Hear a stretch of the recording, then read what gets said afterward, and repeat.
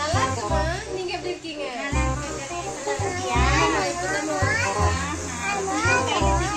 ஆமாமா, இது எங்கம்மா விட்டு வருது?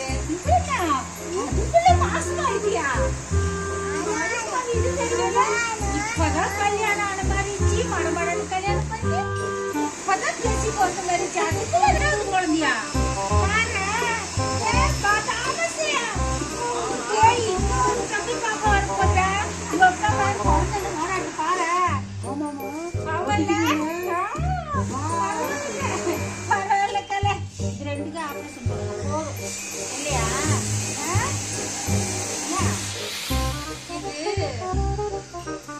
உள்ள இருக்கிற வயிறு இல்ல, தின்னு வந்துக்கிற வயிறு.